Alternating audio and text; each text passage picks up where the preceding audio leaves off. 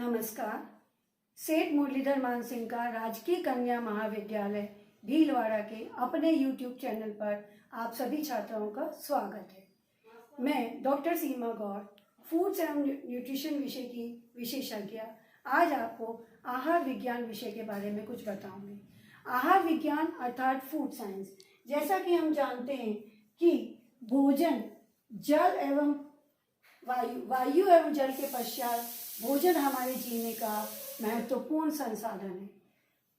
जिस तरह से वायु के बिना हम कुछ सेकंड्स और कुछ मिनट जी सकते हैं, जल के बिना हम कुछ दिन जी सकते हैं, वैसे ही भोजन के बिना भी हम अधिक दिनों तक जीवित नहीं रह सकते। हमारे शरीर को काम करने के लिए जो ऊर्जा मिलती है, भोजन से मिलती है। शरीर की वृद्धि एवं विकास के लिए भोजन की जरूरत होती है। शरीर में प्रतिदिन होने वाली टूट फूट की मरम्मत और रोगों से सुरक्षा के लिए भी हमें भोजन की ही जरूरत होती है। इतना ही नहीं, हमारे शरीर की छोटी से छोटी सूक्ष्म जैविक प्रक्रियाओं के लिए भी भोजन में उपस्थित पोषक तत्व ही उत्तरदायी हैं। ये सभी बातें आपने प्रथम वर्ष के खाद्य एवं पोषण विषय के क्षेत्र में पढ़ी हैं। जैसा कि हम जानते हैं कि भोजन के रूप में हम विभिन्न प्रकार के भोज्य पदार्थ एवं भोज्य समूह जैसे कि अनाज, दालें, दूध एवं दुग्ध पदार्थ, जिसमें कि दूध, छाछ, पनीर, चीज, फल, सब्जियां, शर्करा और विभिन्न प्रकार के घी, तेल अर्थात वसाओं का उपभोग करते हैं। ये सभी भोज्य पदार्थ अपनी अपनी संरचना, संगठन, पौष्टिक तत्वों की गुणवत्ता, भौतिक गुणों में भिन्नता रखते हैं। भिन्न भिन्न भोज्य पदार्थों की संरचना और संगठन में क्या भिन्नता होती है? भोज्य पदार्थों को पकाने एवं प्रसंस्करण के दौरान उनके भौतिक गुणों में, उनके रासायनिक गुणों में क्या परिवर्तन होते हैं, इन्हीं सब का अध्ययन का क्षेत्र है फूड साइंस अर्थात आहार विज्ञान। आहार विज्ञान के जो भिन्न भिन्न क्षेत्र हैं, इनके बारे में हम जानें। कोई भी भोज्य पदार्थ वनस्पति रूप में या अपने रॉ रूप में, कच्चे रूप में जिस तरह से पैदा होता है, उसको हम उसी रूप में नहीं खाते, बल्कि हम उसको किसी प्रकार से प्रोसेस करते हैं। जैसे कि उदाहरण के लिए आलू अगर कच्चा है तो आप उसको खाएंगे नहीं। आलू को हम पहले छीलेंगे, छीलने के पश्चात उसको हम या तो उबाल कर या तेल में फ्राई करके या अन्य किसी भी तरह से पकाकर खाएंगे। इसी तरह से भिन्न भिन्न भोज्य पदार्थों को हम या तो घर में अलग अलग तरह से पकाते हैं या वो बाजार में विभिन्न प्रकार की प्रसंस्करण तकनीकों, प्रोसेसिंग तकनीक के द्वारा तैयार होकर हमारे घर पर खाने के लिए उपलब्ध होते हैं। विभिन्न प्रोसेसिंग तकनीकों के दौरान भोज्य पदार्थों में कई तरह के परिवर्तन होते हैं। भौतिक परिवर्तन, जैव रासायनिक परिवर्तन, सूक्ष्म जैविक परिवर्तन, विभिन्न प्रकार के परिवर्तनों को और विभिन्न तकनीकों को हम इस आहार विज्ञान के क्षेत्र में पढ़ेंगे। पहला है खाद्य रसायन शास्त्र अर्थात फूड केमिस्ट्री। फूड केमिस्ट्री, जैसा कि नाम से ही पता चल रहा है, भोजन का रसायन अर्थात भिन्न भिन्न भोज्य पदार्थों में अलग अलग समय पर पौष्टिक तत्वों की संरचना में और भोज्य पदार्थों के संगठन में जो भी परिवर्तन होते हैं, उन्हें हम पढ़ते हैं फूड केमिस्ट्री। उदाहरण के लिए मैं लूँ आलू या चावल, अगर वो कच्चे रूप में होता है तो चूँकि उसमें स्टार्च बहुत अधिक मात्रा में होता है और वो स्टार्च कच्चे रूप में खाने योग्य नहीं होता।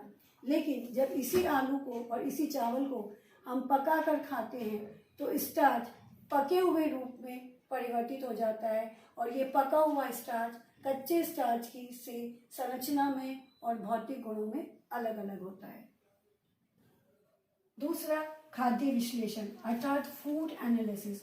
फूड एनालिसिस के इस शाखा के अंतर्गत हम भोज्य पदार्थों के पौष्टिक तत्वों का आकलन लेबोरेटरी में करते हैं। उदाहरण के लिए अगर अभी मैंने बताया स्टार्च, तो आलू में किस प्रकार का स्टार्च पाया जाता है, चावल में कौन सा स्टार्च उपस्थित है, गेहूं में कौन सा स्टार्च उपस्थित है, अलग अलग स्टार्च को प्रोसेसिंग पर अलग अलग क्या परिवर्तन होते हैं।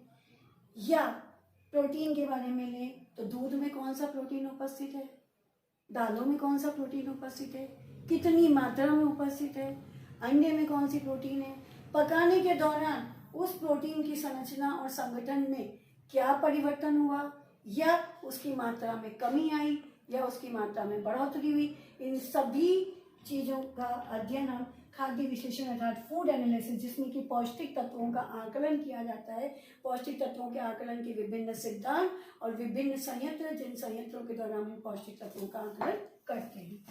तीसरा, खाद्य सूक्ष्म जीवाणु सिद्धांत, फूड माइक्रोबायोलॉजी। माइक्रोबायोलॉजी यानी कि सूक्ष्म जीवाणु। हम जानते हैं कि वातावरण में सूक्ष्म जीव पल पल पर उपस्थित रहते हैं, हर कण पर उपस्थित रहते हैं। कुछ सूक्ष्म जीव लाभदायक होते हैं, तो ज्यादातर सूक्ष्म जीव हानिकारक होते हैं। भोज्य पदार्थों में भी सूक्ष्म जीव पाए जाते हैं। भोज्य पदार्थ के खेतों में उत्पादन से लेकर और भोजन को पकाने के पश्चात जब हम कुछ समय के लिए अपने घर में भोजन को संग्रहित करते हैं, उस दौरान भी सूक्ष्म जीवों में कई परिवर्तन होते हैं। बाजार में जो बने बनाए फूड प्रोडक्ट्स पैक करे हुए आते हैं, उस पैकेजिंग के दौरान, बनने के दौरान अगर उनमें सूक्ष्म मात्रा में भी सूक्ष्म जीव रह जाएं तो उनमें कुछ बढ़ोतरी हो जाती है, उनमें परिवर्तन होते हैं। वो सूक्ष्म जीव जो कि हम जब कंज्यूम करेंगे, हम उपभोग करेंगे, तो हमें हानि पैदा कर सकते हैं, हमारे शरीर में विभिन्न बीमारियां पैदा कर सकते हैं, और इवन हमारी इनकी घातक सूक्ष्म के कारण हमारी मृत्यु तक भी हो सकती है। तो जो फूड माइक्रोबायोलॉजी है, इसमें हम भोजन, विभिन्न प्रकार के भोज्य पदार्थों में कौन कौन से सूक्ष्म जीव उपस्थित होते हैं, या किन परिस्थितियों में कौन कौन से सूक्ष्म जीवों की बढ़ोतरी हो सकती है, इन सब का अध्ययन करते हैं। चौथा, खाद्य प्रसंस्करण, फूड प्रोसेसिंग एंड प्रिजर्वेशन। जैसा कि मैंने पहले भी कहा, किसी भी भोज्य पदार्थ को हम कच्चे रूप में कभी भी नहीं खाते, उसको हम किसी न किसी प्रकार या तो घर पर पकाते हैं, या बाजार से रेडी टू कुक यानी कि जल्दी से पकाए जा सकने वाले, जैसे कि पोहा, मैगी, या रेडी टू ईट यानी कि पैकेट खोलो और खा लो, तो जैसे कि बनी बनाई सब्जियां, तैयार जूसेस, ये सब आते हैं। तो जब मार्केट में इनकी फूड प्रोसेसिंग की जाती है, या घर पर हम भोज्य पदार्थों को लंबे समय तक रखने के लिए प्रिजर्व करते हैं, सुरक्षित करते हैं, अचार, जैम, जेली, मुरब्बे बनाकर, तो वो किन तकनीकों के द्वारा करते हैं, इन सभी तकनीकों का अध्ययन हम करते हैं फूड प्रोसेसिंग और प्रिजर्वेशन में। खाद्य संबंधी स्वच्छता, फूड हाइजीन। भोजन को पकाने के दौरान स्वच्छता यानी कि हाइजीन का अत्यंत महत्वपूर्ण रोल है। क्यों? यदि फूड हाइजीनिक कंडीशंस में, हाइजीनिक बर्तनों में, हाइजीनिक संयंत्रों में, हाइजीनिक तरीके से नहीं पकाया जाएगा, नहीं संस्करित किया जाएगा, तो विभिन्न प्रकार के सूक्ष्म जीवाणु फूड में, भोज्य पदार्थ में आ जाएंगे और वो आपको नुकसान पहुंचाएंगे। तो फूड हाइजीन या भोजन संबंधी स्वच्छता की शाखा में हम फूड की हाइजीन से संबंधित बातों का और तकनीकों का ध्यान रखते हैं। खाद्य प्रौद्योगिकी, फूड इंजीनियरिंग। इंजीनियरिंग जो कि सभी ब्रांचेस में अपना अपना महत्व रखती है। छोटे से छोटे पहिए का निर्माण हो, किसी मशीन का निर्माण हो, वहाँ इंजीनियरिंग का अपना महत्व है। तो जब हम बात करते हैं फूड प्रोसेसिंग की, तो फूड प्रोसेसिंग जैसे मैंने बात करी मैगी जो कि तैयार रेडी टू कुक भोज्य पदार्थ है, या मैंने बात करी कि जूस बने बनाए आ रहे हैं जिनको कि पैकेट खोलो और खा लो, तो वो उनको बनाने के लिए जो संयंत्र चाहिए, उनको बनाने के लिए जो तकनीकें चाहिए, जो मशीनरी चाहिए, इन सभी का जो अध्ययन किया जाता है वो खाद्य प्रौद्योगिकी यानी कि फूड इंजीनियरिंग के शाखा में किया जाता है, जिसमें विभिन्न इंजीनियरिंग के सिद्धांतों के द्वारा अलग अलग तरह के फूड को प्रोसेस करने के लिए अलग अलग तरह की मशीनें तैयार की जाती हैं। इसी प्रकार हमने देखा कि आहार विज्ञान में food chemistry, food analysis, food microbiology, food processing and preservation, food hygiene और फूड इंजीनियरिंग शामिल है। धन्यवाद।